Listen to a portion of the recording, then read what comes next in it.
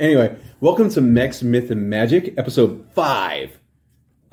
Today, 5, my favorite number. As usual, I am joined by my friend who has more affiliations and creative output into the world.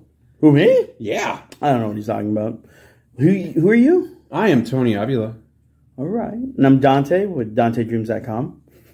We should have done the who are you, like Spider-Man back and forth. Who am I? Who are you? Young Eves. Over in the corner, our producer, Eves. He doesn't want to talk. Yeah. So I got a question. What is your favorite interpretation of comic book Batman? Well, wait. My favorite interpretation, like movie-wise?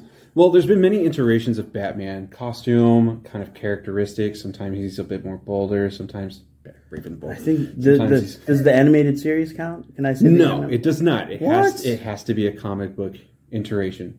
What? Like comic book version of Batman? Dark Knight Returns, DKR, old Batman. Frank Miller, Batman. Miller, yeah, okay. For sure. Yeah, that's good. That's really where I got my start. Are you not going to talk? Are you plugged in? What? So Eves' favorite is The Long Halloween, but he refuses to talk on camera. I feel like it's so weird. It is. It's like this foreboding presence in the room that's just watching. He's the silence. Ready to tell me when I'm wrong or how bad I'm doing. The long The next thing I know, I'm going to be wearing a dunce cap in the corner. It's so weird. Eves, why are you being weird? Our producer's being weird. That's fine. Yeah. All right. So we're all about weird. We love weirdos too. Nerds are weirdos. As far as Batman, I don't remember what the artist's name is.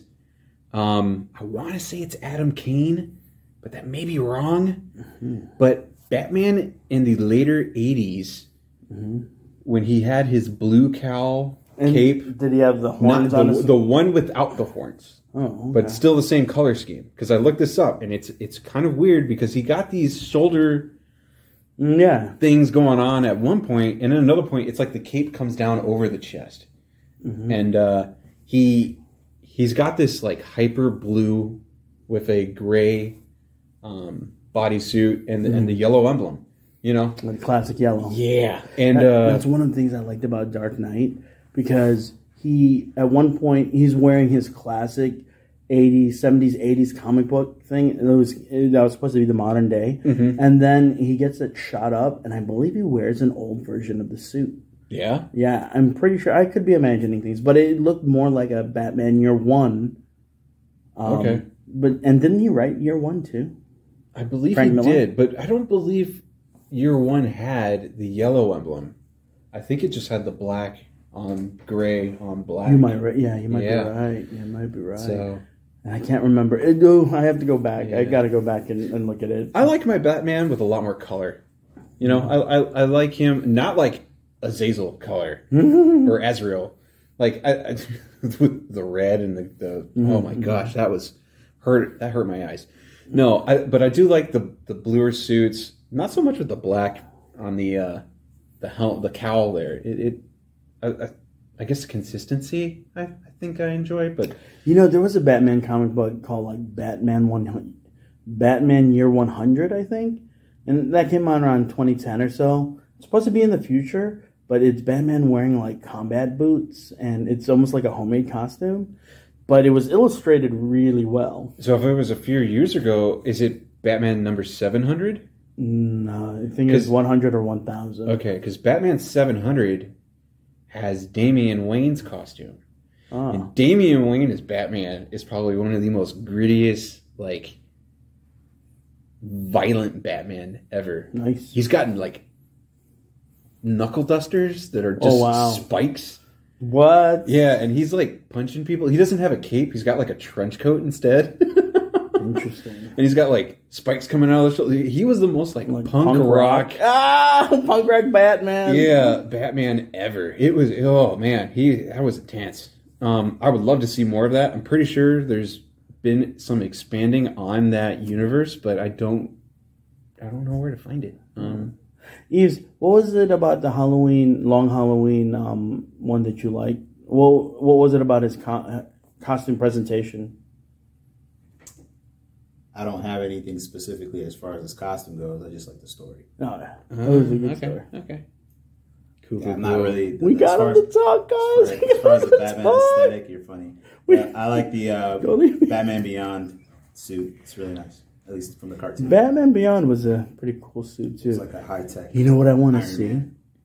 I want to see a Dark Knight Returns / Batman Beyond movie series trilogy. Something, make it happen, Hollywood. Terry McGinnis. Terry McGinnis, but with like. And don't make him a woman.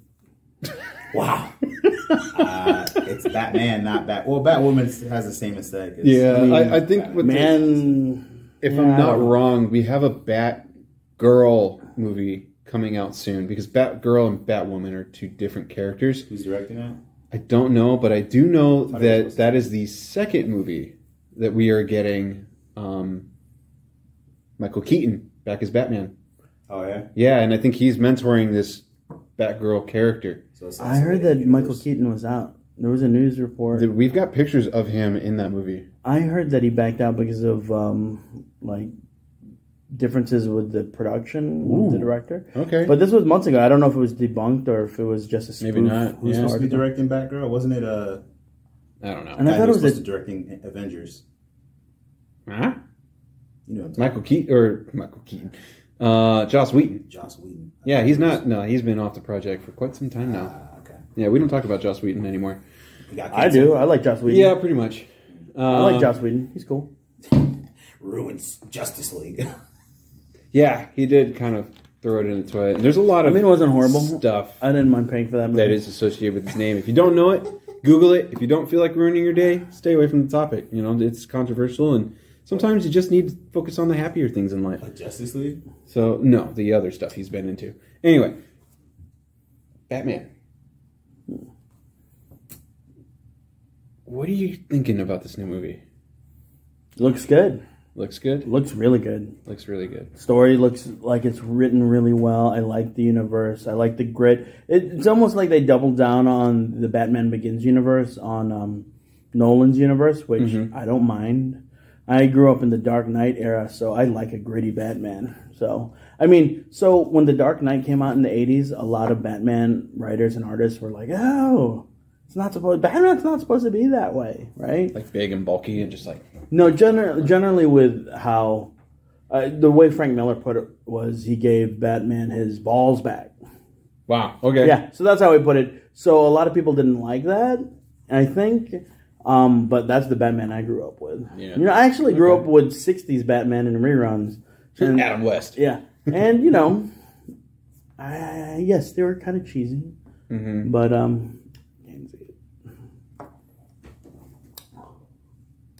your laptop died. Okay. So we're only on here now. What's up? How's it going, y'all? So if the audio gets bad, like right after this, it's primarily because we were severely unprepared while we were doing all this filming. We had to pull a couple of audibles. Don't tell them the magic behind the curtain, dude. Nah, all that magic stuff is for professionals. All right, whatevs. Okay, so yeah, I grew up in the gritty Batman. So I'm primarily a Marvel guy, but you cannot deny the awesomeness of, you know, Batman, Superman, you know, Green Arrow. You know, they write good characters. They have a good universe. Just well done. It's going to be interesting. And but unfortunately, my knowledge of the DC universe and Batman isn't not really in depth. I don't have a backup line for that. But I don't mind a gritty Batman. Okay, yeah, me neither.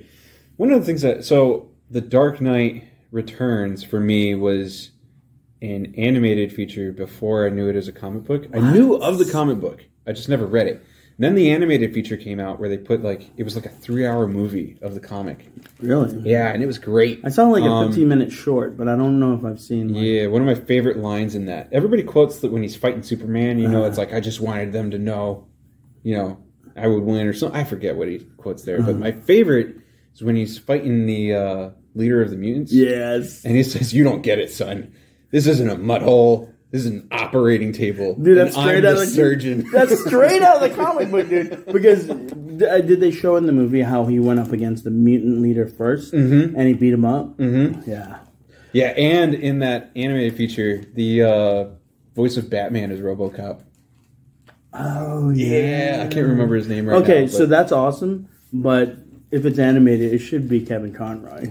He is the voice. But this Batman is so different, both in aesthetic and in like just visual. I almost want to call it prowess. Like he moves differently than that Batman. That Batman almost felt like a shadow every time he's. What, in The Dark Knight Returns? No. In the animated series. Oh, Batman the animated series was in the young, 90s. Yeah. So this one, he feels like a tank walking around. And that's purposeful. I mean, because it's 20 years after he retired. So assume he retired when he was in his 40s. He's got to be in his 60s, 70s, right? And the way they described it in the comic book was... this is a big muscular man who has a layer of fat, an old man over his impressive old manness, right? So Batman, to me, was always portrayed as a very tall, big, athletic figure, right? I mean, like a 6'5" guy, right? Yeah. Like prototypical He-Man, whatever. And then like the Dark Knight is that gigantic guy with 20 years of like, adult, you get older, you get aging. bigger. Yeah. So the way they describe him, it was like, oh yeah, there's this big lumbering Hulk and it's horrifying. I don't know what it is. It's not like Batman from back in the day. Yeah. It's this big lumbering Hulk. I think Christian Bale drew a lot of his Batman Begins physicality from that Dark Knight Returns. Because in the Dark Knight Returns, I noticed that Batman is constantly crouching. He's either crouching or he's in this low stance, like a panther or a coiled spring. Yeah. And when you go back and you watch I'm Batman remembering Begins, the cover of the book. Yeah, if you go back into Batman Begins, Batman is constantly up on a railing or he's somewhere and he's in like this crouching pose. And I think even Christian Bale said it. He felt like a panther half the time, just ready to spring. And then they had that one visual with him where he was like a black statue. Yeah, so that was scary. When we were talking about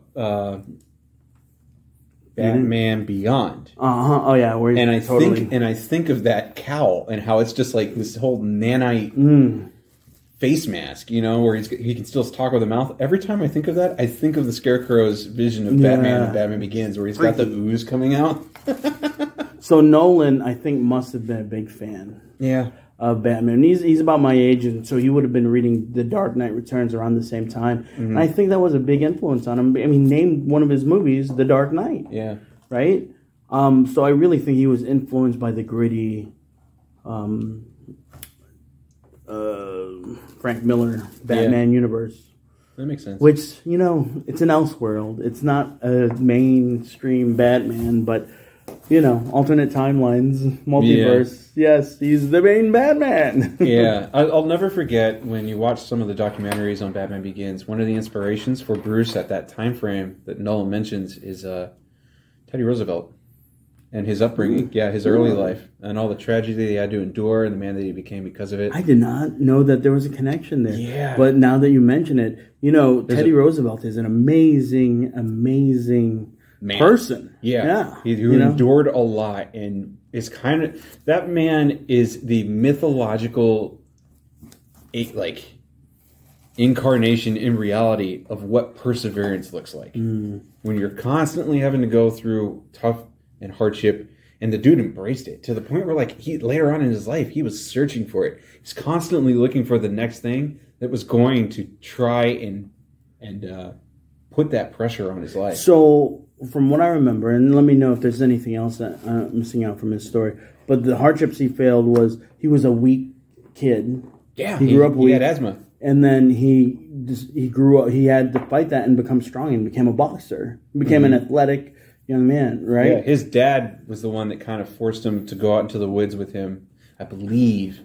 It's been a while since I've read about Teddy, but his father played a big part in that. Of just like, hey, go...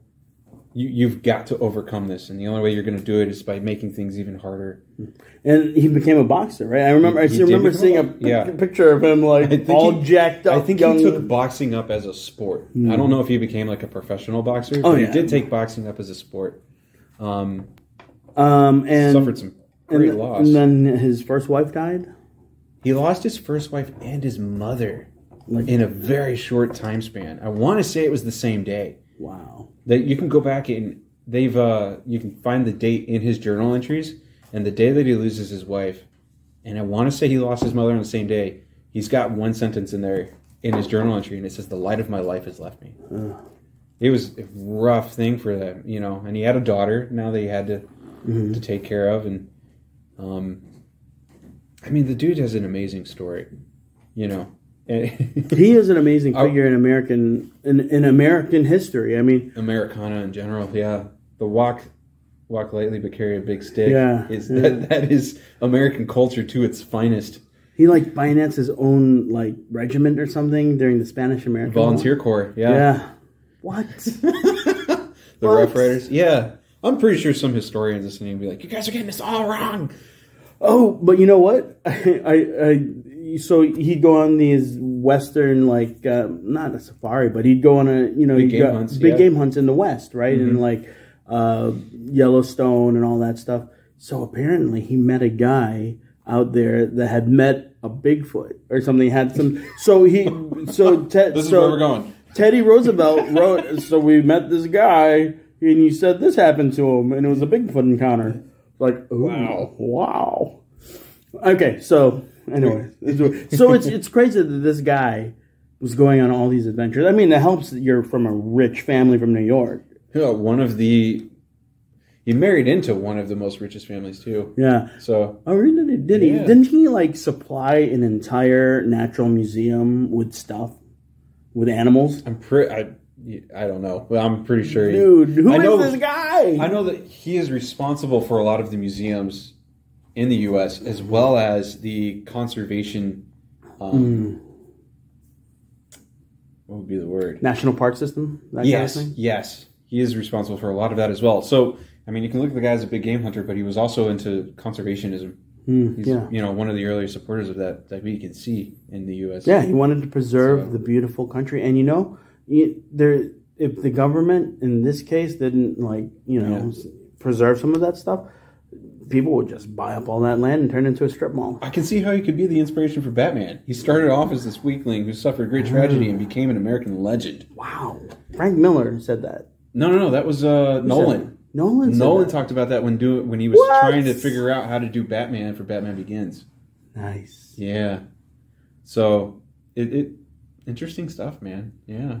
Okay, I just had this crazy idea. So you know how Robin from The Dark Knight Rises is Joseph Gordon-Levitt or something like that? Yeah. Is it possible? Is there any way, Eves? Is there any way that Robert Pattinson is that Batman?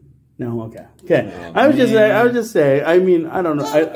I'm not saying that Eve's word is final, but I like that idea. The aesthetics and the way they look are so different. There's no way, because he left him all the resources in the last movie. Yeah. In this movie, it's pretty grounded. It's like a rebirth. It's like I can't wait for this. What you mentioned about that, Batman, watch it right after this. I've got no money. He can't. I'll pay for you. I know you have babies and stuff at home. Whatever. He can't. I'm just kidding. He's got I got a newborn. Got curfew. All right, Ariel. We'll give him back to you. So we talked a lot about X-Men last podcast. I forgot to mention, Kitty Pryde is my wife's favorite character. You know what? You told me that the other day, and you know who else's character that was Joss Whedon's favorite character. Oh, really? No, no. You know what? Bring it back. Sorry. No, but I actually love Kitty Pryde too, because from the Dark Phoenix saga, that's when she's introduced, and she's like a teenager, barely a teenager. And then to today in Marvel Comics, she's still there, and she's like a post-grad, right? I mean, it's weird how time flows in the comic book universe. But she's still a youngish person, but she's always I feel like she hasn't been a pawn. She's been her own person, right? She's been doing her own thing. Yeah. In the 80s, she had this like really awesome kind of mentor-mentee kind of relationship with Wolverine. In fact, she's a ninja. If you guys didn't know, Kitty Pryde is a ninja. She can take on ninjas. Did you know that? I did not know that. Yes, because I think she was either possessed or something by a ninja. Anyways, ninjas were coming after Kitty Pryde, and Wolverine taught her. I don't know if Wolverine... Somehow she gained the powers of a ninja, right? And I think that's a Frank Miller storyline, too. Internet, check us on that. Do your thing. Yeah. Call us out on all the wrong things we've said, because like most of the stuff I say is probably wrong. Back to Batman. Batman. So one of the things that... So, how can I put this? My love for film score started with Star Wars and was amplified by Batman Begins. What Hans Zimmer did with the original Batman Begins score was something that I absolutely adored. Now I want to watch the movie. Kind of, it awakened my love for film score. Whereas Star Wars was just like, that is the music that I go to for orchestral stuff until, 2005 when I saw Batman Begins and Revenge of the Sith came out a couple months later. It was just like, man, wow. Yeah. Actually, I think Batman came out in 2004 and then Revenge of the Sith was 2005. But yeah, that sounds about one thing that always fascinated me. So I'm not a fan of Danny Elfman scores. Did he do this last one? No, he did the original. Oh, 1989? 1989. I love that. You didn't like that Batman? I like that dun, movie. dun, dun, dun, dun. I will always acknowledge that Danny Elfman is a man of absolute genius and talent. I just, for some reason, I don't vibe with that 89 score. It's too heroic. It's not that it's too heroic. It's super heroic, and it's good. Like it is good. And it's dark. I don't know what my issue is with it, but it's just like, man. You know what it probably is? It's too Elfman. What else has Elfman done? Okay, so he did Beetlejuice, Nightmare Before Christmas. Basically almost all of Tim Burton. He did some Star Trek. Didn't he do some Star Trek? I don't know if he did. Can you check Star Trek? Call out some stuff that Danny Elfman. I want to see James Horner did the first Star Trek movie. Maybe not. You're probably right. No. Yeah. Okay. You know what I think about when I think about the first Star Trek movie? Wrath of Khan, which is the second Star Trek movie. Yeah. I don't know why I do that. So I'm Elfman is. It's very easy for me to spot an Elfman score. He's got his signature all over. Just like it's very easy for me to spot most John Williams scores. True. John Williams likes to put in that like chime and Celeste sound to his music at some point somewhere. Beetlejuice, Pee-wee's. Pee-wee's Big Adventure was another Dick Elfman Tracy, score. Sorry, I keep hitting the table. Edward Scissorhands, Batman Returns, Nightmare Before Christmas, Black Beauty, Dead Presidents. Interesting. Mission Impossible. Yeah, he did do the first Mission Impossible. Did he do any Star Trek? Men in Black. I haven't seen it. Flubber. Good Will Hunting. What Star Trek? You mean like old Star Trek? Any Star Trek? No? That I see. You asked me. I don't see anything. Has he done any science fiction? For some reason, I know he's on my radar. Besides Tim Burton. I mean, that might be why. Yeah. He did Men in Black, Flubber, Good Will Hunting, Sleepy Hollow in the 2000s. He did Planet of the Apes, Spider-Man, Men in Black 2. Spider-Man. Chicago. He did The Hulk, Yeah. Big Fish, Spider-Man 2. Charlie and Chocolate Factory, Corpse Bride, Nacho Libre, Charlotte's Web, Meet the Robinsons, The Kingdom, Hellboy 2, The Golden Army, Milk, Okay. Notorious, Terminator Salvation. He's done a lot of science fiction, fantasy. So, stuff. he did do Salvation. Salvation was good. I liked Salvation a lot. Terminator? Yeah. I like Terminator Salvation too. That's a I don't know very why underrated movie. I don't know why people didn't like that movie. That movie was great. Age of Ultron. It did lack a bit of soul. Did he do Age of Ultron? Did he? Elfman, okay.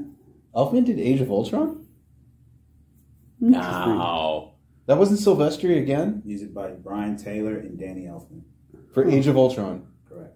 Oh, wow. They really didn't bring back Silvestri for that. No, they didn't. That's right. Wow. Okay. So, anyway, not a huge fan. Yeah, he took over from the other guy that that did the Man of Steel soundtrack Junkie with XL, yeah, Junkie XL. I think he's going by his actual name. That's now. he went Junkie, by that as yeah, Junkie XL. That's crazy. I love his scores, but they're very What has Zimmerman. he done? He did Mad Max Fury Road. Shut your face. Yeah, As Junkie XL. Yeah, I adore that soundtrack. So I love that movie. I want to get Fury to this Road's perfect. Go ahead. One of the things, so I wasn't a big fan of it. I don't hate it, but it's just not one of my favorites, right? I really wish I could find this video, and maybe I'll be able to link it after we put this out. There was a YouTuber who goes through film soundtracks, and he talks about one of the things that makes Hans Zimmer very interesting as a composer is his whole thing with timing. And he did this whole video where he explained that Hans Zimmer doesn't recreate the soundtracks for Batman and Superman for Batman Begins and Man of Steel, which he worked on both. Instead, and he puts it side by side, when you take that original Elfman score, he really just pulls two notes out of it. And puts them together. Yeah. And it became that Batman Begins. So you had like that, the Danny Elfman was the ba-da-da-da-da-da-da, right? And all he got from that was bum, bum. And when you go back and you listen to the Batman Begins, Dark Knight Rises, bum, bum, that's the two notes that we always hear with Batman. And he made an entire score out of two notes. Wow. And then he did it again with Superman and John Williams' theme. What did he take from the John Williams theme? So I want to find this video to show you. But I really wish I knew the notes. Right now my mind is still stuck on the Batman music. He took some notes out of the original? He took some notes from the... At least original. Musically, he proves it. He says he doesn't... There's no literature on this to say that he actually did it. But musically, he lines the two up. And he pulls like 2 or 3 notes from John Williams' original Superman theme. Which is amazing. Which is amazing and super heroic. Oh, yeah. And from that, he creates the Man of Steel theme, which is very somber, almost sad.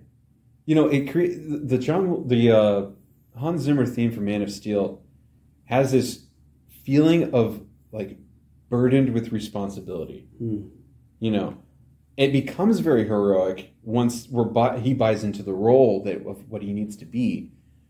But for the majority of that movie, you know, you have Superman fighting this idea of like, well, my dad said I needed to be safe and I needed to keep on the DL because the world won't accept me. I have this power. Why can't I use this power? I want to use this power. So he's conflicted. And at the very end, he finally becomes Superman. A lot of people maybe had a problem with that movie. I think when you view Man of Steel in the context with Batman versus Superman and then Snyder's Justice League, that Superman glows. He's amazing. I had a problem with Man of Steel before I saw Batman versus Superman. Really? Yeah. So the entire Henry Cavill era of Superman, I appreciate, I like, I might even say love. I mean, I don't hate it, for sure. I appreciate it. I don't have many negative things to say. Here's the thing, though. They're putting this Superman in this gritty DC universe that Batman pretty much has established through the last few Batman movies. I mean, it's a gritty... I think they're trying to emulate the Nolan kind of aesthetic. I mean, he was a producer on the first 2 movies to... So here's the thing, though. A gritty, realistic Superman is a little spooky and a little kind of like, I don't know if I want to experience that. Whereas the comic book version is very different. He's the what do you call it? He's the Boy Scout of the DC universe, kind of like Captain America is the Boy Scout of the Marvel universe, and Cyclops was in the '60s as well. Yeah. He was the Boy Scout, right? Yeah. He turned into Malcolm X. We established that last episode. But with the Snyder, Henry Cavill era Superman. It's like we were talking about before. What happens if there's a God amongst you? You know? What would that be like? You know, if it's not Jesus, there's even a 1% chance. I don't know about that. So if it's not Jesus, then you're probably in trouble. Yeah, pretty much. If you all of a sudden turn into a god, I'd be like, with all the human faults that Tony has, oh boy. That might look. That was my alarm. Sorry about that. Go ahead. I think if I became a god, our universe might look a bit more like H.G. Wells. I mean, you know what? If I were became God, I'd probably be zapping people left and right. I'm like, chop, chop, chop, chop. Yeah. You're guilty. You're guilty. I'd be bad. You don't want me as God, no. Yeah. I mean, it wouldn't be like.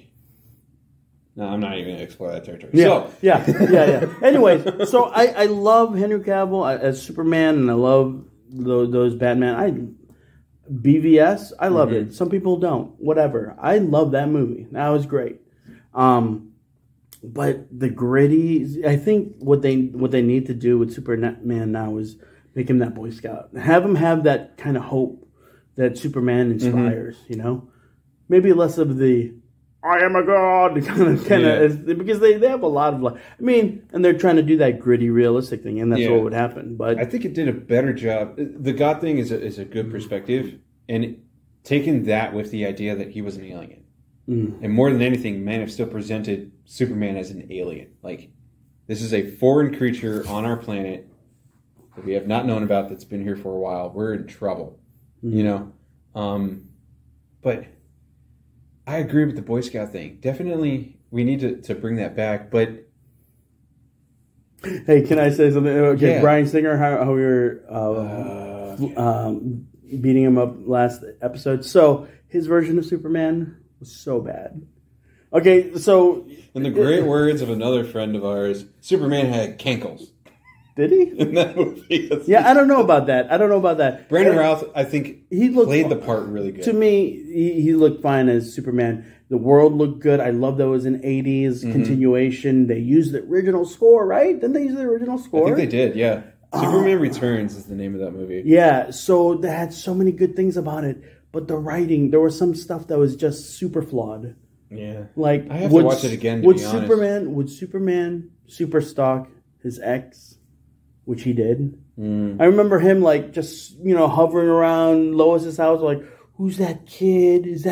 Whose kid is that? And he's stalking. It's weird, man. I want to say that we got hints of that with Reeves' Superman, though. As a super stalker? Just keeping an eye on Lois half the time. And no, I don't remember him ever going to her house. I know Lois and Clark dealt with that a bit in the series. Yeah, I don't think I've ever started that series. Yeah. Although I love both of those actors. But here's the thing. He was stalking. He was outside around using supervision to that wasn't right. It was a little creepy. That's weird. Where the whole human being with the powers of a god thing kind of gets blurry again. But I don't think he even realized, that director, that writer, whoever it was that wrote that, realized how super weird that was. Because that was super weird. Yeah, I can't speculate on what somebody's thinking when they're writing. But all I know is the production is not good. I didn't like it. And there was another thing that bugged me. He gets shot in the eye with a bullet, right? And the bullet deforms to his eye or whatever, and he's not even phased, right? But come on. Man, if I blow in your eye, it's not going to hurt it, but you're going to you're going to be like that. He would have been like that too. He would have been like, you hit me in the eye. Now you're going to pay. There was a version of that script with Kevin Smith that wrote it, and it was rejected because instead of the bullets hitting him, they pull out the minigun and Superman ducks behind cover. Why would he do that? I don't know. That's why it was rejected. Was that the one with I want to say that was the story. You can look it up. No. Smith who was the Superman? Was that? That was before that. Was that Nick Cage? I don't think so. Oh, okay. Because Nick Cage, bro. Superman Lives, I think, was the one you're referring to, the Nick Cage movie. Oh, okay. Oh, are you saying that Kevin Smith did something for the? I think he did a treatment for Superman Returns. Oh.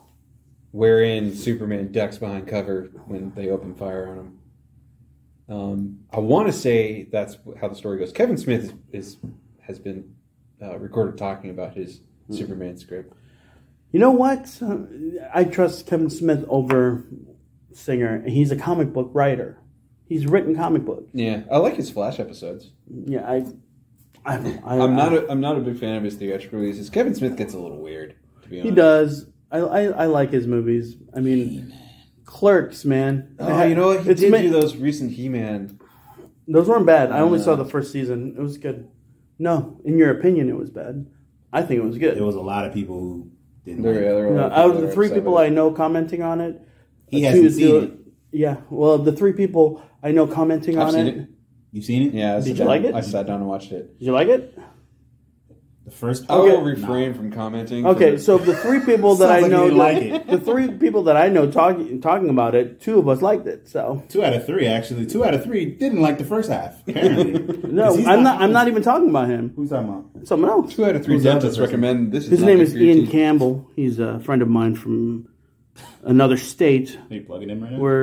You're in this, Ian. All right, He-Man was good, right? Black Force, right? Yeah. Yeah, is that him? Black Fox 1. Black Fox 1, yeah. I play on Xbox with that guy. Oh man, we're just giving the internet way too much information.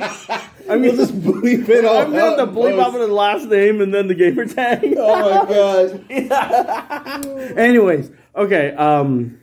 That's all I know him by is his gamer tag. That's So hilarious. you mentioned that, I was like, also, familiar. my name is Donticus on Twitch, and that's my Xbox gamer tag. My gamer tag most places. So if you want to play some Halo, hit me up. Just send me a message so I know who's hitting me up. I don't usually accept strangers. Anyways, Halo's where it's at.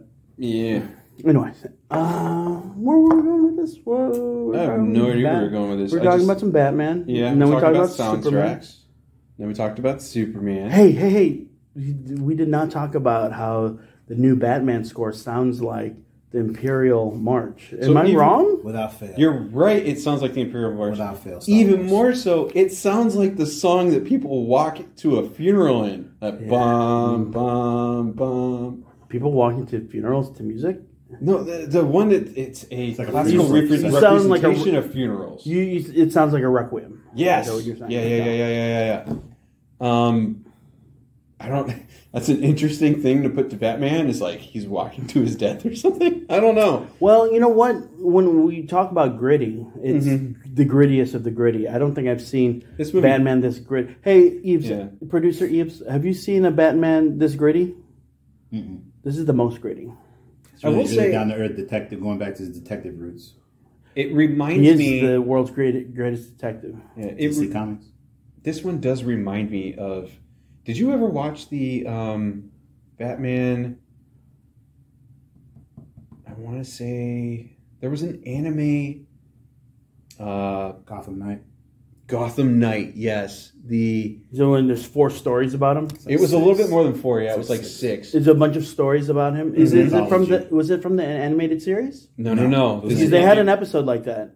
And I actually read a comic book once like that too. So one of the episodes, I haven't seen what you're talking about. Gotham Knight is a anime anthology that was loosely canon, I think, on the in the Nolan Batman trilogy. It takes place between Batman Begins and Batman or Dark Knight, right? One of those stories has like Gordon working with the 2 detectives that eventually betray him in Dark Knight. And there's a scene where everything's on fire and just Batman walks through the fire, and it's immediately when I saw the flipped car in the trailer and you see Batman walking up and everything's on fire, I was like, I've seen that before. Okay, one thing about that movie is they took Colin. What's Colin that? Farrell? Colin Farrell. Yeah, Colin Farrell. Colin Farrell. Yeah. Right? And they make him look like a different actor, which is so weird. I mean... Yeah. Apparently he went out for coffee in the makeup and nobody recognized him. He looks like a totally different actor. I can't think of the actor right now. What his name is, but he was in... Actually, he was in Stargate the movie, and he was in Stargate the TV show, too. Stargate the movie? Yeah. Who was he? He was one of the scientists. one of, not the. Yeah, the scientist in that movie. James Spader. James Spader, yeah. Yeah. No, he's a clumsy kind of bigger guy, but I know what you're talking about. You're right. Yeah. Doesn't he look? He does. I'm like, what is going on with that, man? It's like, why? Okay, yes, you needed to make him look like the Penguin, but you made him look like this other actor. Why didn't you just hire the other actor? Yeah, you know, I mean, I'm sure he has some acting chops. You didn't have. You probably would have been much more. Probably been much more affordable. Yeah. Than calling whatever. I like that Irish actor. He's pretty cool. Yeah. I can't wait because he's getting his own series. Penguin's getting his own series. What? On HBO Max. Yeah. That? Colin Farrell? We're getting a Penguin series. We're getting a Gotham series that's just going to follow Gordon and just the police. Is it going to be Jeffrey Wright? It is. Jeffrey Wright. Okay, guys, Jeffrey Wright, who plays James Gordon, he is one of the greatest actors of our age.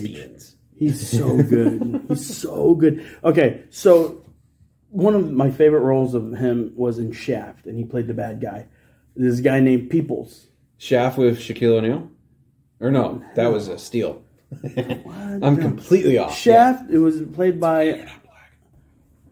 what was it? I mean, you didn't have to say it, but it's true. Who played Shaft? Samuel Jackson. Samuel Jackson. And then, like, Peoples, he played, like, a Hispanic guy, right? Mm-hmm. Which I totally thought this guy was Hispanic. You know, he didn't look like Jeffrey Wright. Mm-hmm. You know, they're black Hispanics, right? But this guy I did not see Jeffrey Wright at all in this guy. And then I think someone before that, he played a Southerner. He played a Southerner ex-slave fighting for the Confederacy. There's a movie called Ride with the Devil by Ang Lee. Oh my gosh, it's a crazy movie, dude.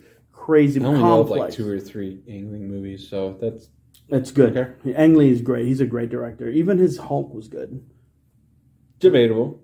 He had some scenes in there, some shots that were just perfect, like Hulk falling off the jet plane and stuff. That was so great. I mean, even the visuals are great. So there were some story takes from it. And like, why'd they go that way? But visually, that movie was perfect. Right? I think they definitely hit the color on that one for Hulk being in live action. Huh. It would have been very easy for that to look dumb. But Hulk in that movie looks pretty gnarly, to be honest. So, yeah. What, okay. Should we wrap it up here? Yeah, we were all over the place. Wow. Yeah. Star Wars and Robotech. That's the only thing you need to remember. Check out some Batman comics. I recommend The Dark Knight Returns and Year One. Both great. Year One is an amazing so good book. That's almost Batman Begins. Yeah, it is. It basically is. Yeah. I would recommend... Nolan must have been reading Dark Knight Returns and Year One. Definitely. if you're familiar with Batman... Answer me, Nolan. You've got a little bit of a jumping in. If you like Batman, if you haven't read The Long Halloween, absolutely read The Long Halloween. Eve's favorite, right? Yeah. I would recommend Hush. That was an arc that, man, I went through me through a loop. I loved Hush. I thought that was really good. So, yeah, we are. Eve, do you have any recommendations? You Batman. Said it. Year One, Dark Knight. Those are all like, Long Halloween's your favorite, right? Yeah, that's very good. Okay, all right. Well, this is Mechs, Myth, and Magic, episode 5. And you determine your fandom. Did I say right? Stole my line. Yes. You determine your own fandom. I just want to remark real quickly. What that means is that every single person has the right to define what it means for them to be a fan of anything. Nobody can tell you that you're not a fan of something if you like it. Just that simple. Hey, so go out there and be a fan. Be nerdy. So can you say someone's a better fan or a bigger fan than another person? Absolutely not. No. I feel like you guys have said that before. And may the force be with you always. No.